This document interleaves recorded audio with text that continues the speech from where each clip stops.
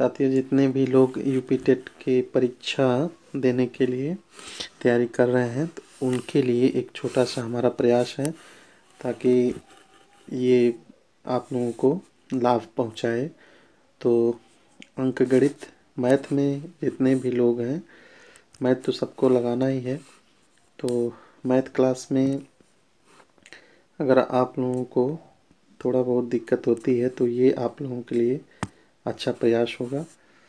तो आप लोग इसको ध्यान से देखिएगा। तो जैसे अभी आपको मैथ के कुछ फार्मूले आप लोगों को बता रहे हैं, तो इसको आप लोग ध्यान से सुनिए और देखिए। तो हम आप लोगों को दिखा रहे हैं संख्या पद्धति, जैसे नंबर सिस्टम होता है, NUMBER, number system. Number system देखिए सही से लिखा नहीं रहा है, इसको हम सही कर लें। हाँ, चलिए।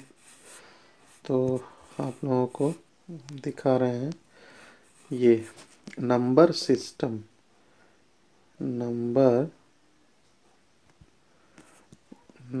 सिस्टम नंबर सिस्टम है, यानी कि इसे हम कहते हैं संख्या पद्धति। संख्या पद्धति, ठीक है। तो सरसरी निगाह से देखते रहिए और इसको आप लोग नोट कर लीजिएगा। तो इसमें पहले हम नंबर 1 डालेंगे, प्राकृतिक संख्याएं। इसमें है प्राकृतिक संख्या, ठीक है। प्राकृतिक संख्या कौन सी होती है, तो इसको ध्यान से सुन लीजिए। गिनती की संख्याओं को प्राकृतिक संख्या कहा जाता है, ठीक है। गिनती की संख्या को प्राकृतिक संख्या कहा जाता है। गिनती की, जैसे 1 से लेकर के 1 2 3 4 5 6, इस तरह से आप जहाँ तक गिनना चाहें वहाँ तक गिन सकते हैं। इसको हम प्राकृतिक संख्या कहते हैं। नंबर 2 हो गया आपका पूर्ण संख्या। ये हो गया पूर्ण संख्या। तो पूर्ण संख्या किसे कहते हैं? इसमें आपको करना क्या है, जहाँ अब इसमें केवल 0 जोड़ देना है। 0 1 2 3 4 5 6 7, इस तरह से जितना गिन सकते हैं आप उतना गिन सकते हैं, ठीक है। इसमें केवल 0 जोड़ना है, इतना याद रखिएगा।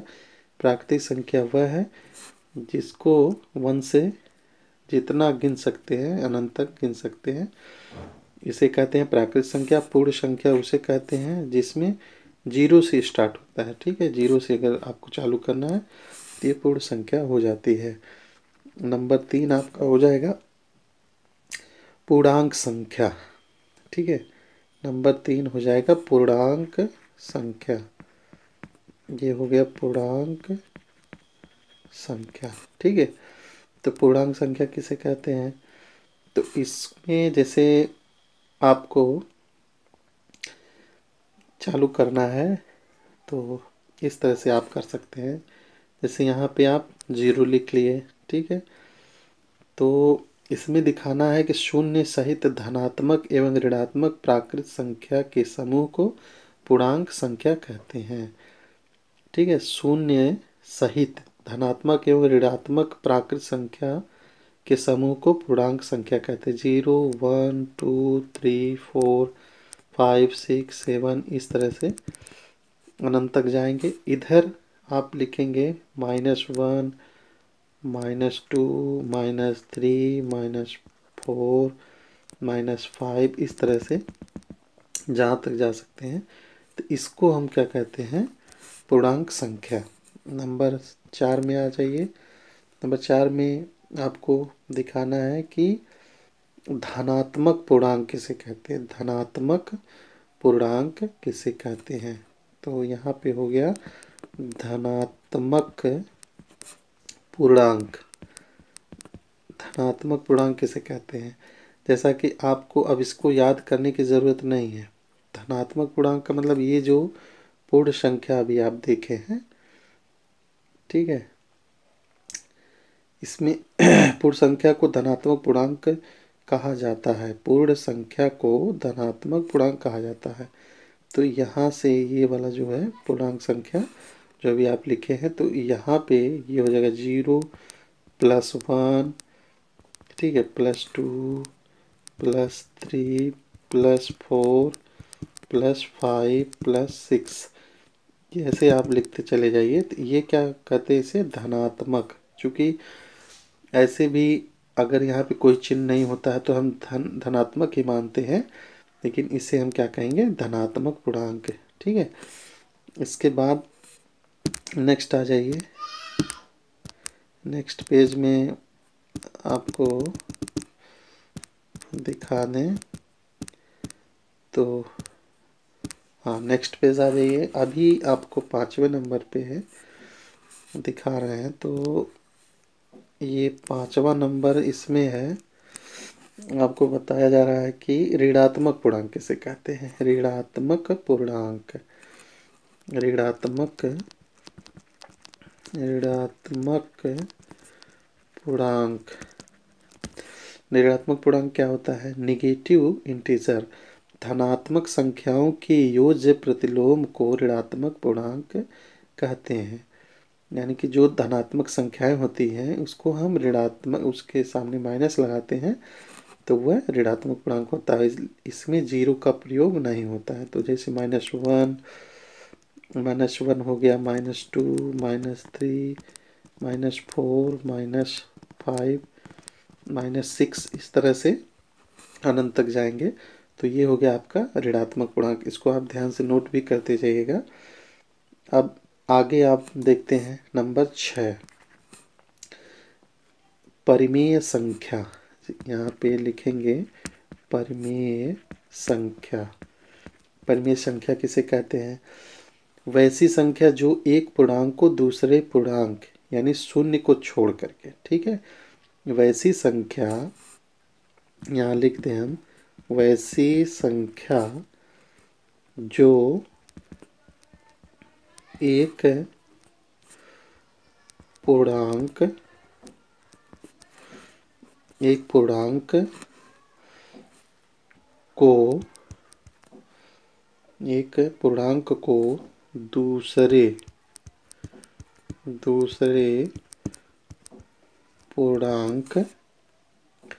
पूर्णांक यानी इसमें आप लिख लीजिएगा शून्य को छोड़कर, ठीक है, से भाग देने पर प्राप्त होती है। से भाग देने पर प्राप्त होती है, ठीक है, परिमेय संख्या कहलाती। जैसे एग्जाम्पल में आप लीजिए -20/9 और ये हो गया √9/25, ठीक है। अब इसमें देखिए वैसी संख्या जो एक पूर्णांक को दूसरे पूर्णांक यानी शून्य को छोड़ करके से भाग देने पर प्राप्त होती है, ठीक है। तो ये इस तरह से हो जाएगा, यानी जीरो से हम नहीं कर रहे हैं, कोई भी शून्य को छोड़ करके, ठीक है। तो इसको खूब ध्यान से आप लोग याद रखिए। आगे नेक्स्ट में हम देखते हैं जैसे अपरिमेय संख्या किसे कहते हैं। आगे आ जाइए, नंबर 7 आपको दिखा रहे हैं अपरिमेय संख्या।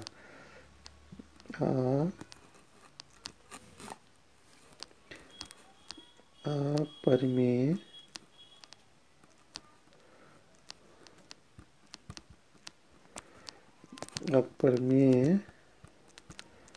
संख्या किसे कहते हैं, तो वैसी संख्या जो वर्गमूल चिन्ह के अंतर्गत हो, वैसी संख्या, वह संख्या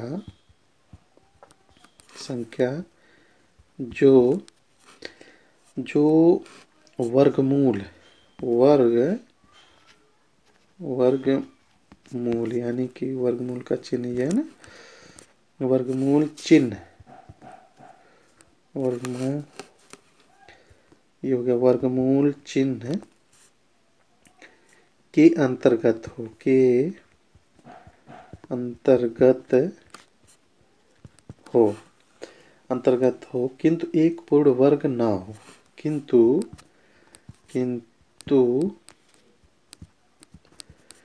किंतु पूर्ण वर्ग ना हो, पूर्ण वर्ग ना हो, ठीक है, अपरिमेय कहलाता है, ठीक है, अपरिमेय संख्या कहलाता है। पूर्ण वर्ग का मतलब जैसे मान लीजिए 25 है तो इसका वर्गमूल निकालेंगे तो आप निकल जाएगा, तो ये नहीं होना चाहिए, ठीक है। और 16 है तो 16 का वर्ग निकल जाएगा, ठीक, तो ये नहीं निकलना चाहिए, तो उसे हम क्या कहेंगे, पूर्ण वर्ग, पूर्ण वर्ग नहीं कहेंगे, ठीक है, यानी इस तरह से नहीं होना चाहिए। तो आगे हम देख रहे हैं, स्क्रीन थोड़ा सा,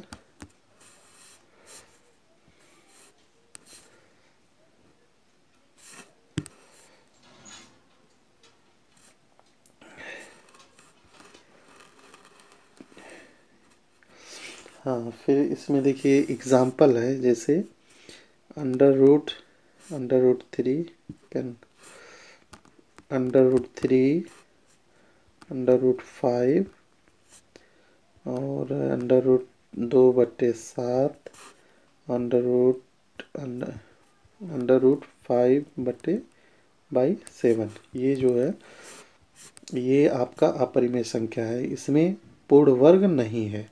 अगर यही आपका अंडर रूट 9/27 होता तो ये आपका पूर्ण वर्ग है, ठीक है, पूर्ण वर्ग है, इसलिए है क्योंकि इन दोनों का वर्ग निकल जाएगा, ये 3 हो जाएगा, ये हो जाएगा,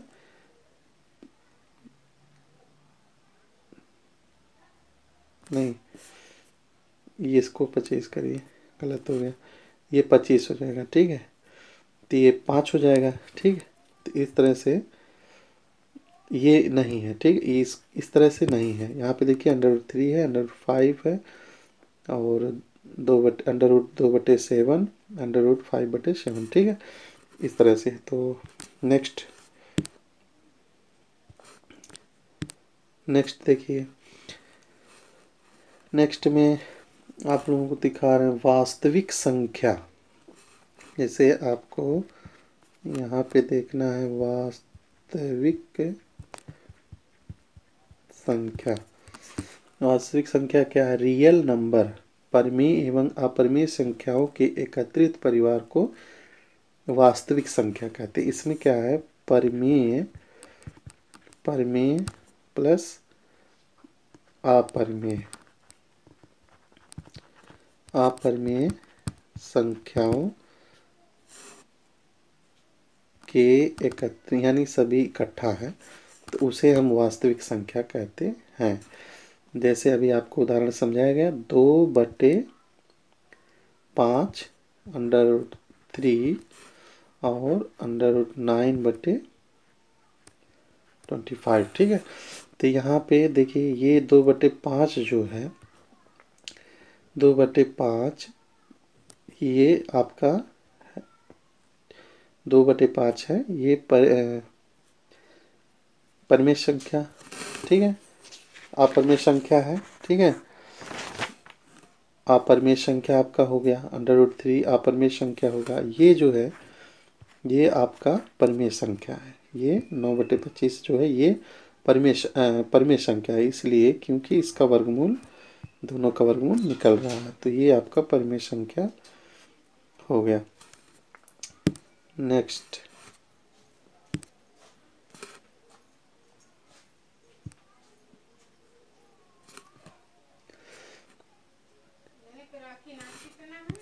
आवाज देख ला, फिर अगला है आपका 9 पॉइंट, इसमें लिखिए वास्तविक संख्या, वास्तविक वास्तविक संख्या। तो वास्तविक संख्या क्या होता है, वास्तविक संख्या आपको बताया गया, ठीक है, ये सॉरी, ये जो है आपका वास्तविक संख्या हम बताए हैं अभी, तो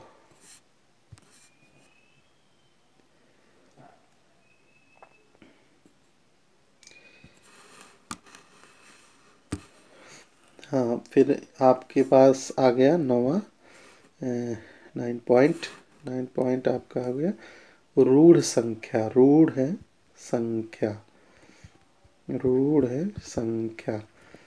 आप लोग इसको ध्यान से, क्योंकि आपके पास समय नहीं है, 23 जनवरी 2022 को आपका एग्ज़ाम है, तो आपके पास समय नहीं है, इसलिए इसको आप ससरी निगाह से देखते रहेंगे तो आपको काफ़ी लाभ होगा। तो रूढ़ संख्या किसे कहते हैं? Prime number. उस संख्या को रूढ़ संख्या कहा जाता है जिसमें एक या उस संख्या को कहते हैं, क्या कहते हैं? रूढ़ संख्या कहते हैं जिसमें जिसमें एक या एक या उसी संख्या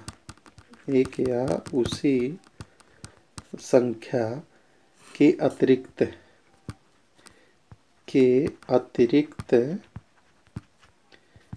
अतिरिक्त दूसरी संख्या से भाग नहीं लगे। अतिरिक्त दूसरी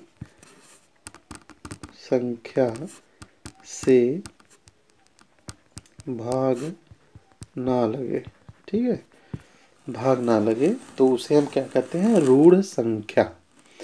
तो एग्जाम्पल में जैसे आपका हो गया 2, 3, 5, 7, 11, 13, 15, 17, इस तरह से आप करते चले जाइए। तो इसमें आप देख ही रहे हैं, एक या उसी संख्या के अतिरिक्त दूसरी संख्या से भाग ना लगे, यानी एक संख्या से, अब इसको एक से करेंगे, काटेंगे तो एक से कट ही जाएगा। दो है ही, अगर दो से करेंगे तो दो से कटे, यानी उसी संख्या से ये ना कटे, तो यह क्या होगा? रूढ़ संख्या होती है, ठीक है। इसमें जैसे 4 हो गया, 6 हो गया, 8 हो गया, ये सब रूढ़ संख्या नहीं है, ठीक है, तो ये रूढ़ संख्या नहीं है। नेक्स्ट आ जाइए, आपको 10वां जुड़वा अभाज्य किसे कहते हैं? उन अभाज्य संख्याओं को जोड़ें, उन अभाज्य संख्याओं को जुड़वा अभाज्य कहा जाता है जिनमें 2 का अंतर होता है, ठीक है। यहाँ पे इसको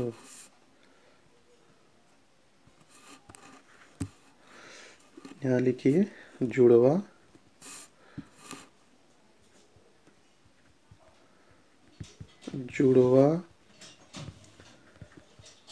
अभाज्य।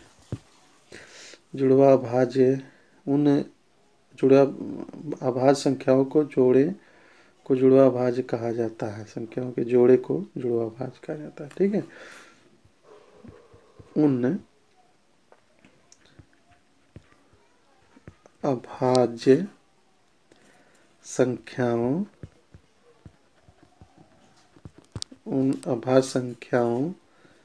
के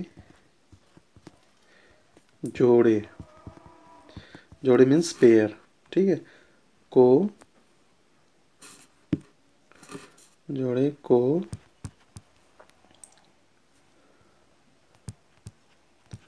अभाज्य कहते हैं, ठीक है। अब किसे कहते हैं? जिनमें 2 का अंतर हो, जिनमें 2 का अंतर हो। तो जैसे उदाहरण में 3, 13 और 11, ठीक, 19 और 17 आदि। इसमें देख ही रहे हैं, दो संख्याओं का अंतर है, 11, 12, 13, ठीक है, 2 संख्याओं का इसमें अंतर है, इसमें 2 संख्याओं का अंतर है। इसे जुड़वा अभाज्य कहते हैं। अभाज्य इसलिए कि इसका भागफल नहीं हो, भाज्य, इसे अगर काटेंगे आप तो नहीं कटेगा, तो इसलिए ये अभाज्य हो गया, पूर्ण रूप से नहीं कट रहा है। नेक्स्ट आ जाइए। नेक्स्ट में आपको सम संख्याएं, इसको आप सभी लोग जानते ही हैं। सम संख्या, सम संख्या, सम संख्या किसे कहते हैं? तो जिन संख्याओं में दो से पूरा पूरा भाग लगे उसे सम संख्या कहते हैं। तो सम संख्या उसे कहते हैं जो दो से पूर्ण रूप से कट जाए। ठीक है, जैसे यहाँ पे 2, 4, 6, 8, 10, 12, 14, ये क्या है? सम संख्याएं हैं। नंबर 12 में आ जाइए, विषम संख्या। विषम संख्या, विषम संख्या आपका हो जाएगा ऑड नंबर, जो दो से पूरा ना कटे, जो दो से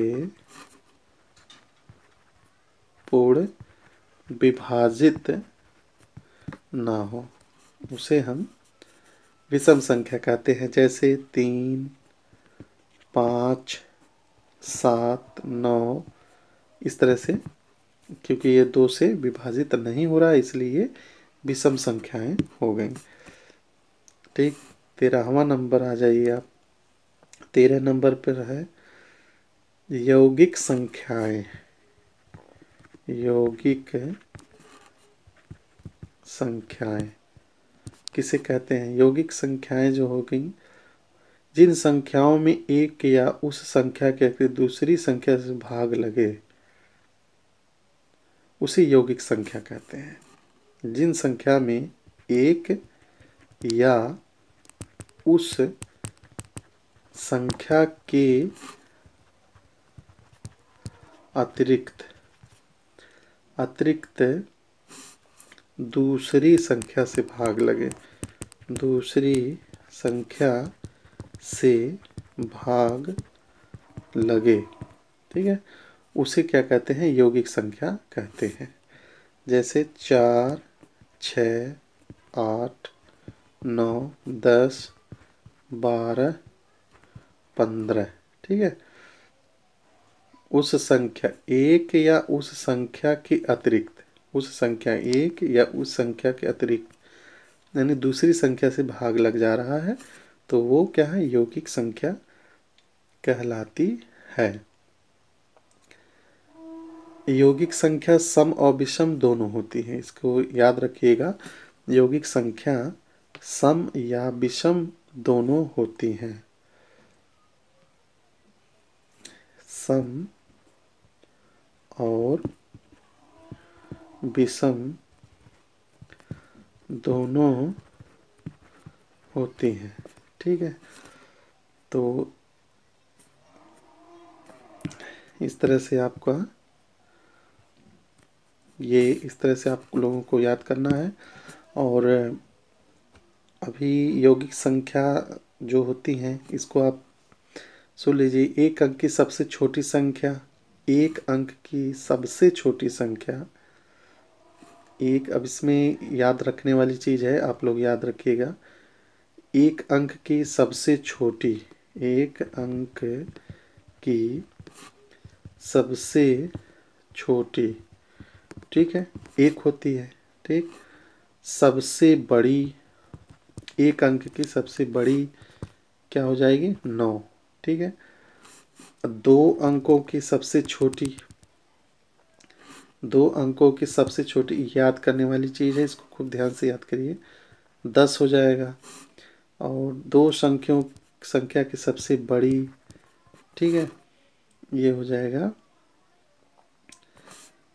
आपका, हो जाएगा 9, 9, ठीक है। तीन अंकों की, जैसे अभी आपको इस तरह से समझाया जाए,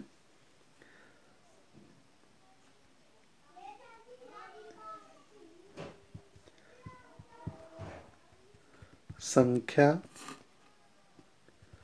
छोटी बड़ी, इस तरह से याद करने में आसानी होगी। जैसे यहाँ पे दिया गया है एक अंकों की सबसे छोटी संख्या एक हो गया, और पहले नंबर यानी एक अंकों की सबसे छोटी संख्या एक हो गया, और सबसे बड़ी संख्या हो गया 9, ठीक।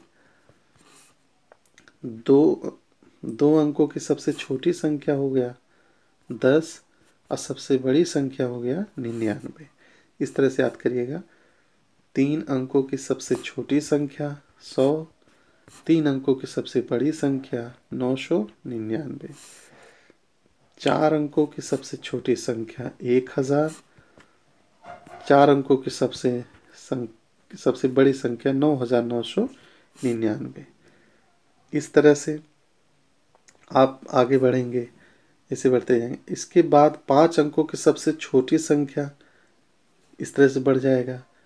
फिर आगे आएंगे सम संख्या 2n के रूप में तथा विषम संख्या के रूप में लिखा जाता है। जैसे सम संख्या तो इसको सम संख्या में 2n के रूप में लिखा जाता है। 2n, n का कोई भी मान रखेंगे आप तो वो सम ही होगा। जैसे अगर मान लीजिए n बराबर 1 रखते हैं तो आपका हो जाएगा 2 गुणे 1 बराबर 2। अगर n बराबर आप 2 रखते हैं तो 2 गुणे 2 बराबर 4। इस तरह से n बराबर आप जो भी मान रखेंगे वह सम ही होगा। नेक्स्ट आ जाइए विषम संख्या। विषम संख्या को देखना है तो यहाँ पे हो जाएगा 2n प्लस 1 या 2n माइनस 1 के रूप में लिखा जाता है। n बराबर पूर्णांक संख्या है। तो इसमें अगर 2 को n बराबर 1 मानते हैं तो 2 गुणे 1 माइनस 1, तो 2 एक नम 2 माइनस 1 बराबर 1। ठीक है। अगर n बराबर आप 2 मानते हैं तो 2 गुणे 2 माइनस 1 बराबर 2 दूनी 4, 3 हो गया। ठीक है। इस तरह से आप करेंगे तो विषम संख्या है। अगर इसको प्लस में करते हैं 2 दूनी 4 1 5, तो चाहे -1 रखिए चाहे +1 रखिए ये आपका विषम संख्या ही होगा। नेक्स्ट आ जाइए। नेक्स्ट में आप उन सभी संख्याओं का गुणक है जिनके अंक 2 से भाज्य हैं। 4 वैसी संख्या का गुणक है जिसके अंतिम 2 अंकों से बनने वाली संख्या 4 से भाज्य है। तो इस चीज़ों को आप लोगों को याद करना है। इसके बाद आप लोगों को एक चीज़ और बता दें, जैसे सरलीकरण के नियम आप लोग नाम सुने होंगे। जिसे हम बॉडमस BOTMAS, ठीक है, इसको आप इस तरह से कहते हैं को का भाग योग है। ठीक है, को का भाग योग।